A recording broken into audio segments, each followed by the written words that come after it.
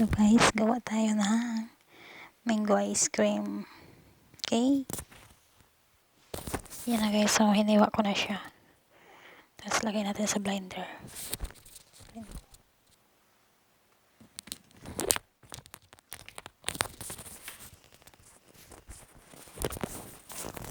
Hiniwa ko na siya guys. Lagay natin sa blender. Yan. Gagawa tayong ice cream, mango ice cream.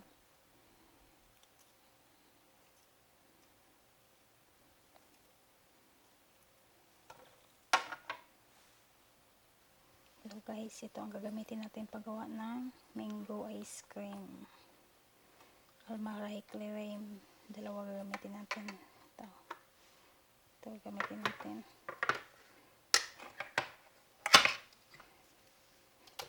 Ilagay natin dito. Tapos ito pa. Guys. Yan. At ito pa. Dream Whip. Dream Whip yan guys. Foster Clubs. Yan gagamitin natin. Ito. Dalawa gagamitin natin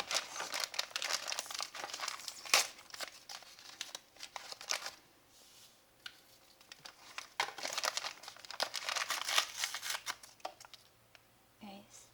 Gamit tayo ng Nestle cream, kondensada. Malit lang siya guys, kasi matamis naman yung mangga. Oh my god.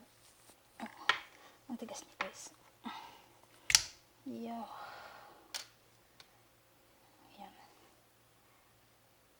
Tapos guys, lagay natin ang pinakahuli is, ito guys, ito?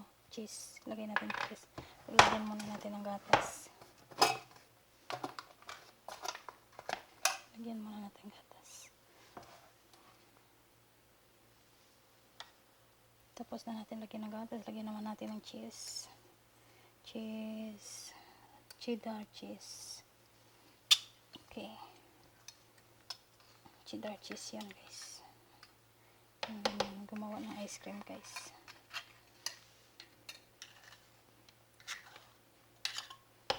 Tapos i-blender na natin.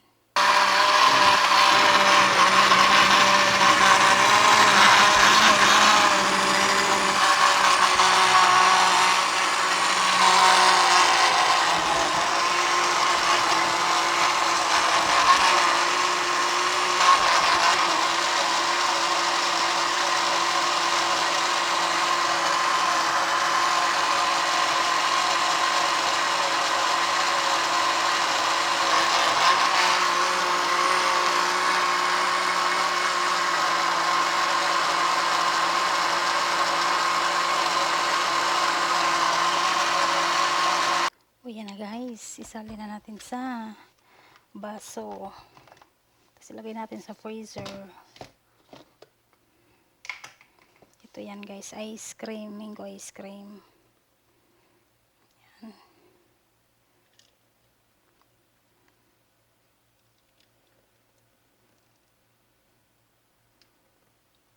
Ganyan lang guys, gumawa ng ice cream. Mango ice cream. Marami pa guys. Nakagawa tayo ng 6 orders. 6 orders guys. Lagyan natin decoration sa ibabaw. Yan na guys. Lagyan na natin blueberry. Lagyan natin ng blueberry sa ibabaw ng ice cream. Ayan.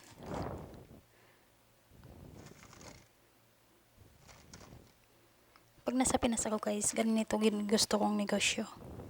Special ice cream. Pwede siyang i-order ng 50 pesos. Diba guys? Kontentado ka na. Walang halong fake na mga tubig, ganyan. Pure talaga siyang mango. Lahat ng mga ingredients siya, mamahalin talaga.